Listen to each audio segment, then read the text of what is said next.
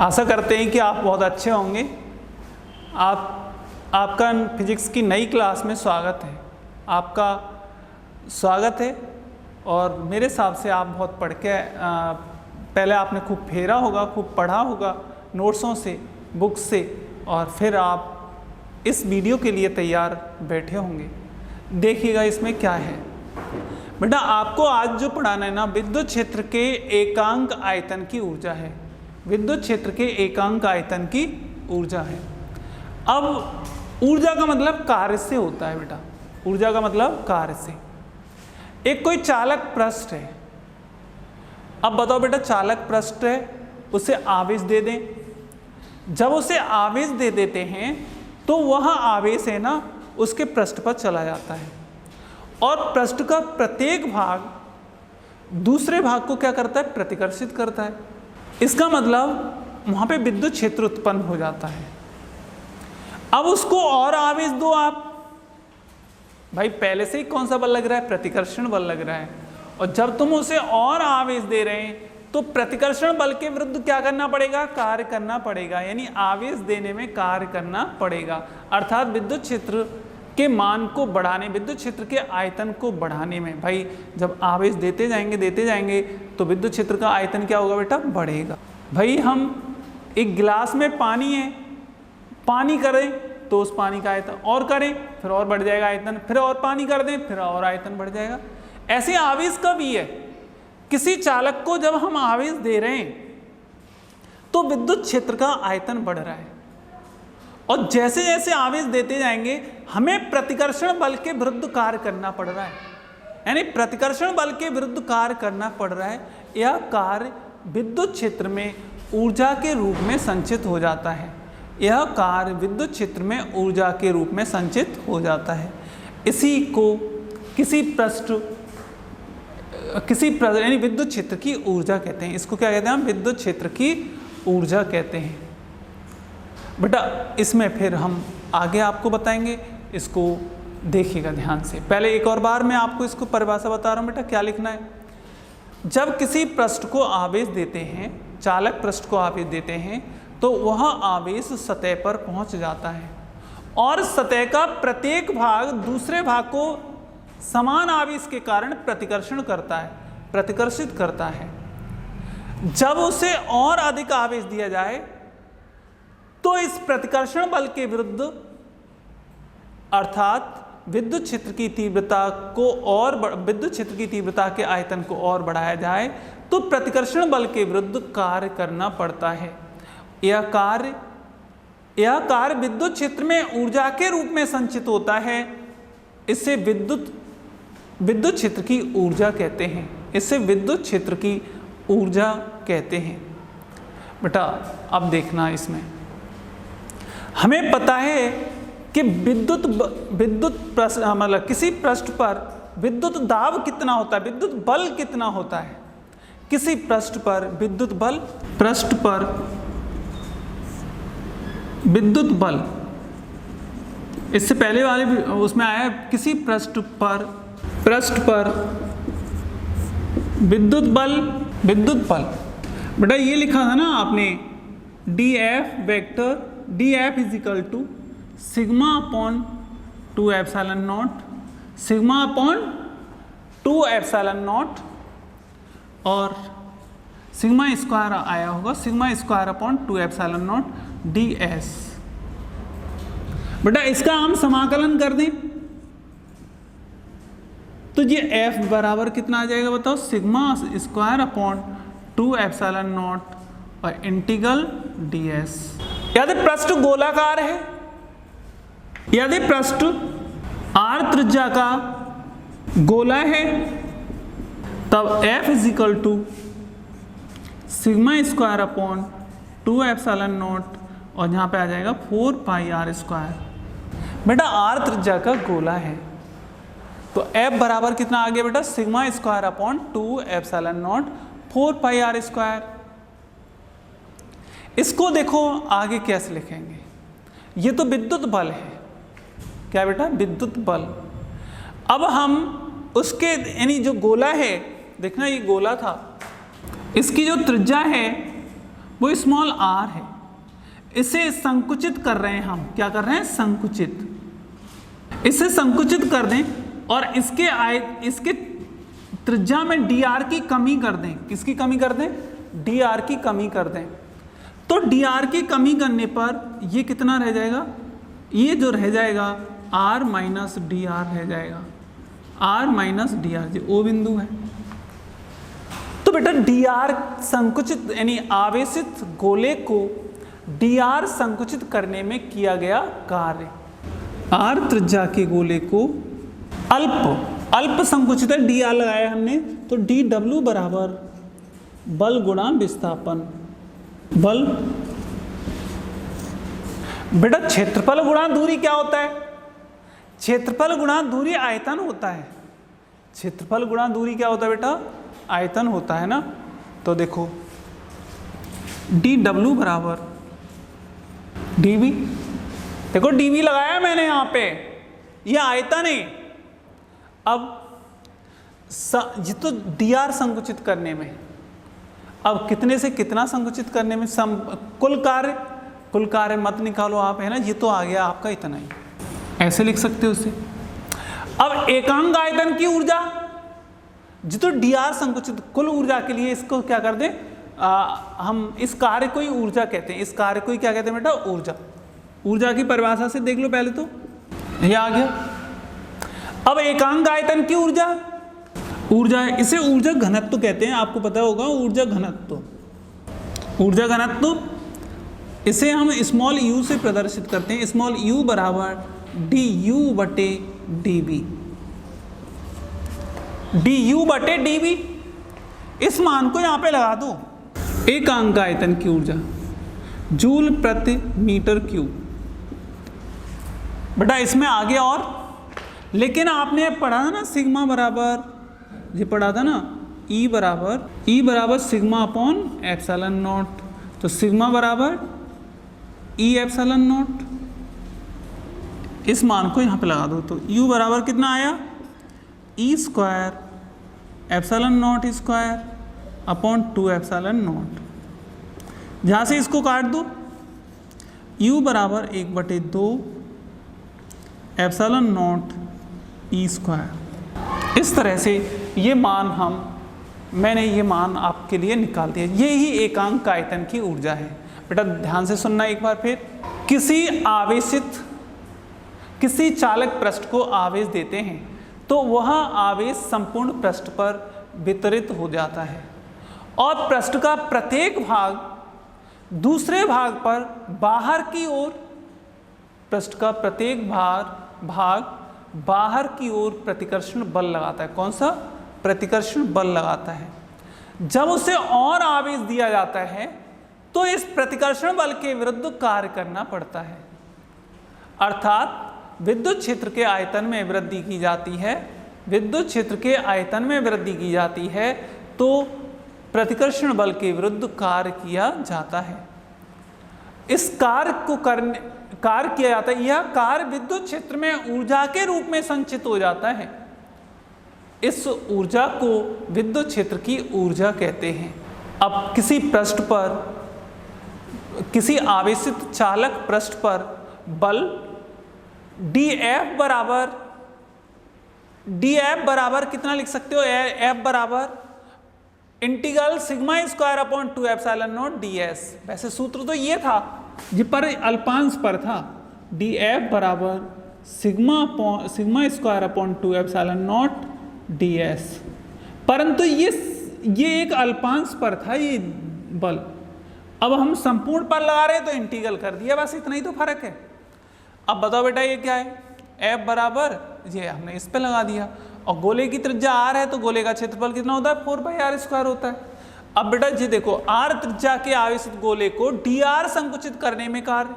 अब dr संकुचित कर रहे हैं मतलब आयतन में परिवर्तन कर रहे हैं, तो संकुचित करने में dw बराबर f dr। अब आप बताओ कि ये क्षेत्रफल है, ये दूरी है, क्षेत्रफल गुणा दूरी बराबर कितना होता है? आयतन। ये आपने आयतन लगा दिया। फिर बेटा ऊर्जा की परिभाषा से dw बराबर कितना होता है? du होता है। मैंने du लिख दिया इस जगह पे। फिर बताओ बेटा एकांक आयतन की ऊर्जा या इसे ऊर्जा घनत्व भी कहते हैं, U बराबर U बटे dV। बेटा इस तरह से ये मान लगा दिया है, ये टॉपिक खत्म होता है। अब लास्ट टॉपिक, साबुन के बुलबुले पर आवेश तथा आवेश पृष्ठीय आवेश घनत्व। बेटा देखो ध्यान से, इसका मतलब होता है कि एक साबुन का बुलबुला है। बेटा बताओ जी, साबुन के बुलबुले, पानी का बुलबुला, किसी का बुलबुला हो, उसके कितने पृष्ठ होते हैं? साबुन का बुलबुला, पृष्ठ किसे कहते हैं?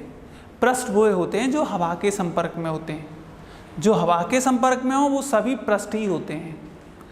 अब बेटा बताना पानी के कितने पृष्ठ हैं? पानी का तो एक ही पृष्ठ है, क्योंकि पानी में नीचे तो पानी भरा है, ऊपर हवा के संपर्क में तो एक ही पृष्ठ है। ऐसे बुलबुला पानी के भीतर होता है तो उसमें एक ही पृष्ठ होता है, और बुलबुला पानी के बाहर हवा में उड़ रहा होता है तो उसके दो पृष्ठ होते हैं, एक तो बाहर का और एक अंदर का। ऐसे ही यहाँ पे हम जब बात कर रहे हैं कि एक साबुन का बुलबुला है, आपने उसे बाहर वातावरण में उड़ा दिया है, उससे जब आवेश देंगे तो वह आवेश उस बुलबुले के पृष्ठ पर पहुंच जाएगा। कहाँ पे पहुंच जाएगा बेटा? भीतर तो कुछ है नहीं है, हवा है, तो वो आवेश कहाँ पे चला जाएगा? पृष्ठ पर चला जाएगा। तो पता है आपको, बुलबुले में एक तो जो बुलबुला बनता है तो उस पर एक अधिक दाब कार्य करता है, उसके अंदर से। अंदर अवतलाकार पृष्ठ होता है, बाहर उत्तलाकार पृष्ठ होता है। अवतलाकार पृष्ठ पर दाब उत्तलाकार पृष्ठ बाहर के दाब से कुछ अधिक होता है, उसे अधिक की दाब कहते हैं। दोबारा सुनो एक बार फिर, किसी बुलबुले के भीतर दाब बाहर के दाब से कुछ अधिक होता है, जिसे अधिक की दाब कहते हैं। अधिक की दाब माना कि एक बुलबुला जिसकी त्रिज्या स्मॉल r है और उसका जो साबुन का घोल है उसका पृष्ठ तनाव कैपिटल T है, तब अधिक की दाब बुलबुले पर, अधिक की दाब, अधिक्य दाब, एक्सेस प्रेशर, इसे बोलते हैं excess pressure. Excess pressure PEX, excess का मतलब EX is equal to 4T/R। बेटा एक ही पृष्ठ पानी के भीतर होता है ना, तो यही 2T/R आता, ठीक है ना। और बूंद होती तो भी 2T/R आता, क्योंकि बूंद में भी एक ही पृष्ठ होता है। लेकिन बुलबुले में कितने पृष्ठ होते हैं? बुलबुले में दो पृष्ठ होते हैं, इसलिए 4T/R है। T यहाँ पे तनाव, पृष्ठ तनाव है, यहाँ T पृष्ठ तनाव है। अब देखो बेटा, जब बुलबुले को आवेशित किया जाता है, जब बुलबुले को क्या करते हैं हम? आवेशित करते हैं, तो बुलबुले का आवेश संपूर्ण पृष्ठ पर आ जाता है। किस पर आ जाएगा? संपूर्ण पृष्ठ पर। और अब आवेश संपूर्ण पृष्ठ पर आएगा तो बुलबुले के पृष्ठ पर प्रत्येक भाग, पृष्ठ का प्रत्येक भाग एक प्रतिकर्षण बल लगाएगा, और उस प्रतिकर्षण बल के कारण, ये मतलब प्रतिकर्षण बल के कारण बुलबुला और फूल जाएगा, क्योंकि प्रतिकर्षण बल का मान बाहर की ओर ऊर्ध्वाधर होता है, इसलिए बुलबुले का आकार बढ़ जाता है, वो और फूल जाता है। और इस समय कौन सा दाब, आप बताना कौन सा बल लगा रहा है? बाहर की ओर विद्युत बल, बाहर की ओर विद्युत दाब लग रहा है, बाहर की ओर विद्युत दाब लग रहा है। तो देखो इस समय जब बुलबुले को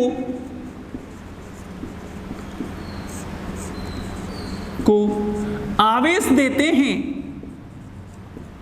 आवेश देते हैं, जब बुलबुले को क्या किया हमने? आवेश दिया, तो आवेश पृष्ठ पर पहुंचता है, आवेश पृष्ठ पर पहुंचता है, जिससे बुलबुले का प्रत्येक भाग, बुलबुले का प्रत्येक भाग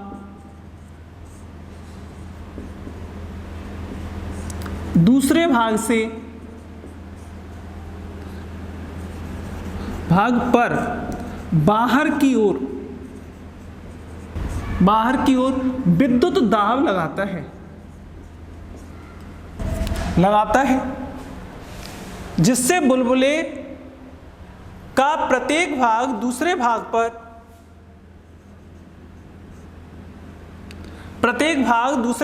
पर बाहर की ओर विद्युत दाब लगाता है। बेटा आप कितने दाब हो गए? बाहर की ओर एक तो अधिक दाब और एक विद्युत दाब, लेकिन दोनों दाब किससे संतुलित होंगे? पृष्ठ तनाव से। अतः बाहर की ओर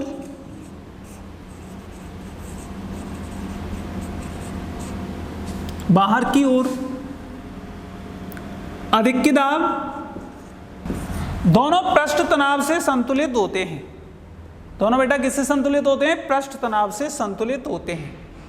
यानी अधिक दाब और विद्युत दाब दोनों पृष्ठ तनाव से संतुलित होते हैं। इसका मतलब हो गया P EX प्लस P विद्युत इज इक्वल टू PE लिख दूं विद्युत की जगह पे PE is equal to 4T upon R is equal to 4T upon R। अब बेटा देखो ध्यान से, लेकिन होगा क्या? जब इसे ऐसे लिख सकते हैं ना, यहां से PEX 4T अपॉन R, इसका मान आया था, कितना आया था? Sigma square upon 2 epsilon not, sigma square upon 2 epsilon not यह आया था। विद्युत दाब का मान कितना है? विद्युत दाब PE is equal to sigma square upon 2 epsilon naught. इस मान को आपने यहां पे लगा दो, इसको अब ये हो गया ना। अब आवेश देते हैं तो एक ऐसी स्थिति आ जाती है बुलबुला फूट जाता है। आवेश देने पर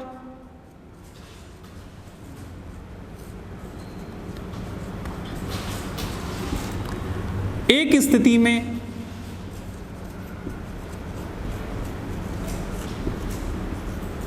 बुलबुला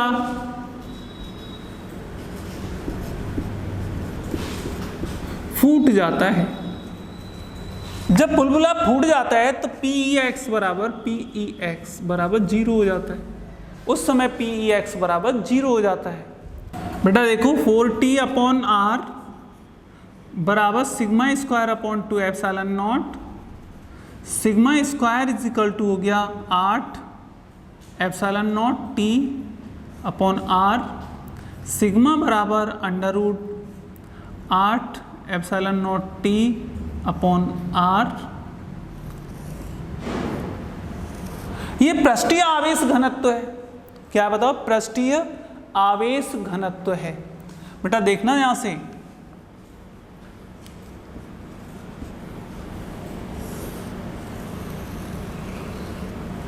लेकिन सिग्मा बराबर कितना होता है? Q अपॉन, सिग्मा बराबर होता है Q अपॉन A मतलब S इज इक्वल टू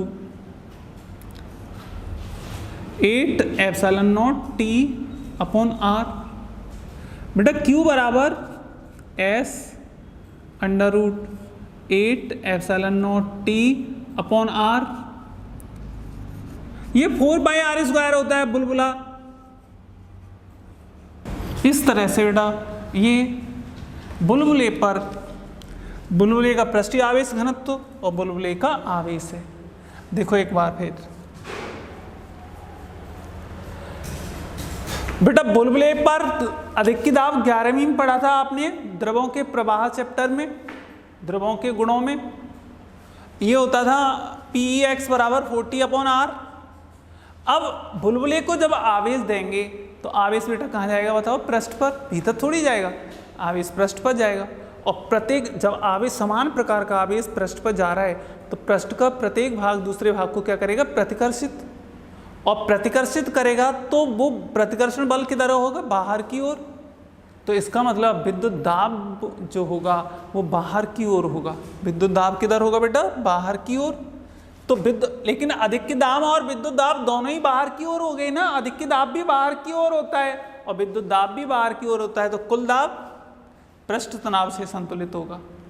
इस तरह से PEX बराबर 40/R माइनस PE। बेटा PE का मान कितना होता है? अधिक दाब, वो मतलब विद्युत दाब। PE बराबर σ/2ε0। इस मान को हमने यहाँ पे लगा दिया, मान को लगा दिया था वहाँ पे। ये लग रहा है? ये लग रहा है बेटा। फिर इसमें आपको बताना है कि आवेश और देने पर एक स्थिति में बुलबुला फूट जाता है। जब बुलबुला फूटता है उस समय अधिक दाब शून्य हो जाता है। उस समय अधिक दाब क्या हो जाता है? शून्य हो जाता है। जब अधिक दाब शून्य हो गया तो ये हो गया। अब यहाँ से आपको सिग्मा निकालना है और क्यू निकालना है, ये आपने काम किया है। इस प्रकार ये थ्योरेटिकल चैप्टर आपका खत्म होता है।